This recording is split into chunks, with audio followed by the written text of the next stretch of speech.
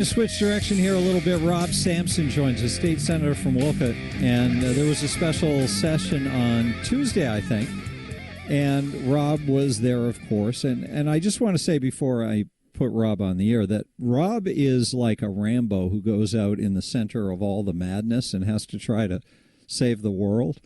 And so when there's something going on as crazy as a Democrat-controlled legislative body having people like Rob who believe in the American system of government and believe in freedom and small government and all the things that were bestowed upon us by the founders, he has my sympathy. So, Rob, I just wanted to get that on the table for you. Well, that's very kind, Todd. Good to talk with you. I don't understand how you do it. Yeah, I asked myself that question a lot. And I needed a break yesterday, actually, to recover because I really put it all out on the floor of the Senate on Tuesday. I spent an hour and a half, longer than the entire speaking of everyone else in both chambers on the subject of election integrity. And I'm disappointed by the outcome. I thought we had a chance, For the first time in a long time, the news media seems to be interested. You got this video from Bridgeport, which, it's all alleged still, of course, but it seems to clearly show someone up to no good stuffing ballots into a drop box. And I figured, you know what? The news media is actually going to be paying attention this time. They're going to hear what I say on the floor when I challenge the Democrats over and over to make changes to fix our election system. But then I read the news media afterwards, and it's the same old. They let them get away with it. Well, I don't think Connecticut news media is still has enough of a pulse to be able to carry the weight of a legitimate story to some legitimate direction and legitimate end. I think what would have to happen is that there's a conviction that comes as a result of that videotape, which is pretty damning. And it's the second time in 4 years. And this is a great national story. As soon as there's an event that is a big enough bang to drive that video into the national news. I would love to believe that, but it's not just the second time in 4 years. I listed on the floor of the Senate about a dozen convictions for absentee ballot fraud in Connecticut going back 20 years, showing that this problem is pervasive. And yes, but don't you think the fact that we've got a mayor who's got a previous sentence served in prison for corruption, who's now got bad smell around two elections, and you've got Democrats suing Democrats and fighting with Democrats over who's rigging the election inappropriately, and to me that's an unusual bit of kindling ready to start a blaze. I hope you're right. And that's why I'm here doing this radio program with you today, because I'm trying to light that fire. Yeah. I want to get people in Connecticut fired up enough that they actually demand change. Because that's the only way anything's going to happen, Todd. Is we got to get people angry enough. And for them to be angry enough, they have to truly understand what's happening. And you cannot go read the Hartford Courant or the CT Mirror and know what happened yesterday. I'm sharing on my social media the hour-and-a-half video, which I know is demanding to suggest that anyone sit there and watch. Not when you speak, Rob. I promise you it's entertaining, and you will be aghast. You will be blown away by the reaction of my Democratic colleagues, how they dismiss amendment after amendment to suggest that we don't need any sort of signature verification for absentee ballots, that we don't need any photo identification to know who people are, to suggest that these drop boxes are perfectly fine and it doesn't matter because of this one quote-unquote isolated incident. They would not even suspend the use of drop boxes until this investigation was done. They didn't want to increase the criminal penalty for people that commit absentee ballot fraud. It's just no, no, no.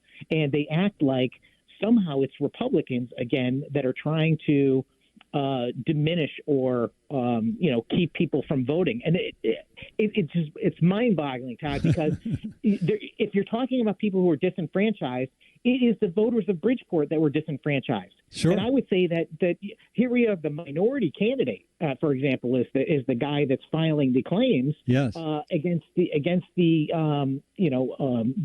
current mayor of Bridgeport, who's like the establishment candidate. It shocks me. How can you say I'm trying to disenfranchise the minority vote? Everyone that voted in Bridgeport, the vast majority of voters for both candidates are minorities. Every time a vote is cast in error or illegally or fraudulently, that is denying and disenfranchising the rights of all the legitimate voters. Yeah. So I said the same thing after reading Speaker Matt Ritter's comments about he didn't want to make any rash decisions about drop boxes because he wouldn't want anyone to be disenfranchised. I'm saying, well, wait a sec. How about the voters in Bridgeport who need a new mayor and are ready for change and have voted for change, allegedly, twice? And we've now got the evidence that makes it look like there could be some real stuff there. So, but we can't expect Democrats to behave differently. Criminals don't start confessing to their crimes or starting to help investigators solve the crimes they've committed. And I think that's how we have to look at this. The Democratic Party is a criminal enterprise in the sense of using power recklessly and irresponsibly to dominate elections by lying to people and by covering up criminal behavior.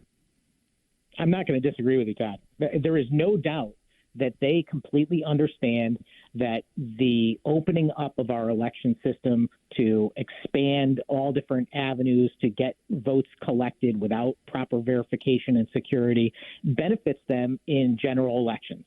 And that is why they will do nothing to fix this, even in a situation where it is Democrat on Democrat violence in a Democrat city. Yes. Because they realize that if they start to make the claims that they need to fix this and clean it up there, then what's their excuse for not cleaning it up in the general election? You know how shocking it is, Todd? Marilyn Moore, who is a fellow Democrat senator, a Democrat senator that I serve with, she was in the exact same position of John Gomes, who was the challenger candidate 4 years ago. She heard my entire debate yesterday, and she voted against each and every amendment. It just blows me away. It's like, why won't you address this problem? From being in the same position he was. And I believe it's because they fully recognize that even though it might result in these problems, in these Democrat primaries, they cannot go against the grain of the Democrat Party. And it's such a powerful, the force of evil that has taken hold of state government is so enormous. And to have a governor who doesn't care about state government and that attitude permeates the whole of the enterprise. It's just a party that they're throwing.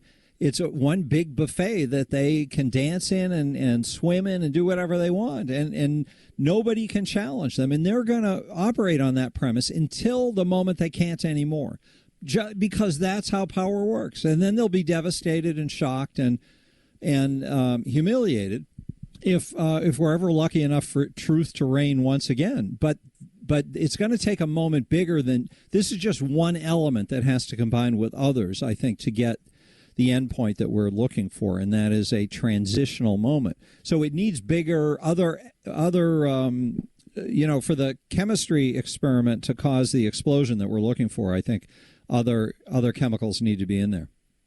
I couldn't agree more. The thing is that the Democrats are adding every type of, volatile element that they can into this concoction, and yet it doesn't seem to matter. They've undermined the criminal justice system in our state to the point where crime is through the roof. You've got car thefts and catalytic converter thefts and people being carjacked in their own garage. I mean, it's crazy. You have election integrity issues that are off the chart. I heard you guys on the air a little while ago talking about the woke transgender movement. Mm-hmm. Incidentally, Kyle, I'll just say one thing, which is that anytime you need an actual elected Republican to come on and explain what the Republican position is truly on these issues, I'm happy to do so. Okay. Because I catch people mischaracterizing what that position is all the time, and it's very frustrating. The Republican Party is not trying to prevent anyone from pursuing their own path in life. We love the Declaration of Independence. We love the idea of freedom. It is when people want to force their values on us or other individuals that we start to draw the line. Which usually includes taking the money out of our pockets and taking away basic rights like to be able to guide your child through their childhood without intervention from malicious forces like state government. Precisely, or requiring any individual person to recognize someone's pronouns. Now you've gone too far. There's a difference between accepting that someone else has a path that they can choose and them forcing their path on you. Yes. So I do believe that you also can't underestimate. I'm just trying to encourage you here because part of the devastation of the moment that the state of Connecticut is in structurally is the death of media. There is no media in the news media sense of it functioning at any legitimate level in the state. And some of the media that's well financed and is able to put out some decent volume of work is working on the side of evil, not against it. So it's a big job to get stories launched here. And that's why I think for a story like the election corruption in Bridgeport that operated just the way it's supposed to and does operate on a general level year after year for Democrats in the state, the fact that that's out there and it's not being picked up by Republicans across the country, or, why isn't that a big Fox News story and other conservative outlets, Bridgeport? I don't get why it's not being energized externally. So something has to happen that's an event that is undeniable, and that would be a conviction based on the evidence of the malfeasance that's gone on in Bridgeport. Well, let's hope we get there. And you're totally right. I mean, I see the media in the state of Connecticut, and I'm talking about the print and TV news media. Yeah, those who pretend to be in the news business. Right. They're either biased or lazy or both. Or broke. By lazy, I mean they just report both sides, but they're not doing any investigative reporting. I will point out. Don't say the word investigating. They don't actually do any reporting. Right. They might make a phone call. I will even hear TV stations say this now. We have called state police for comment, but haven't received a call back yet. Are you kidding me? That is them confessing the full extent of their investigative reporting. They make a phone call to the official source to get confirmation from the official source that they have the official story right. Yes. No, and of course, yes, they need access to the administration, et cetera. So there's a lot of that at play. But generally speaking, a typical political news story is somebody on the Democrat side said something and someone on the Republican side said something, but no actual coverage of what truly occurred. Right. Not that there were 5 amendments that were very telltale amendments that were common sense, that were put out there for the world to see and voted on. Because I think it would make a big difference to people if they actually saw, in conjunction with the video from Bridgeport, the Democrats on the floor voting down common sense amendments to address that situation. And those two things have to happen in parallel for people to understand. Yes, the newspapers are dead, but they create a facade of what looks like news so that people who are in the habit of reading newspapers and still get the print edition delivered and flip through it every day get the sensation of the habit that they enjoy and they want to be able to continue. But without a direct, here's a newspaper from 30 years ago, read that and then read this one. If you can't have them in your hand at the same time, you can't really recognize how much has been lost. And I feel the same is true with the muddle of understanding of what goes on in state government. There used to be people not that long ago who covered what happens at the state capitol. And forget about the state capitol, used to cover what happens in the towns and go to the meetings and report. All that information's been lost, Rob. Yeah, no, exactly. It's the same situation with representative government. If the people don't know what they truly should expect of their government and therefore don't demand it, it's the same thing's going on with their media. They're not demanding of their media to have the whole thing has broken down. The whole thing is broken down. But people don't know the cause and effect as a result. So everyone's frustrated over it. They know things are wrong. They don't know. You were talking about the crime issue. They don't know the sequence of events that represent the cause that have created the effect that we're experiencing right now. State Senator Rob Sampson, Wolcott, we're out of time. You want to make a quick comment?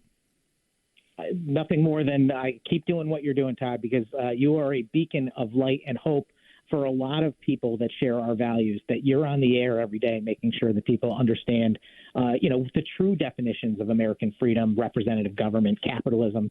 God bless you for doing it. Thank you. All right, Rob Sampson, come back soon. Let's have you on next week and talk more about this, okay? Can't wait. Check out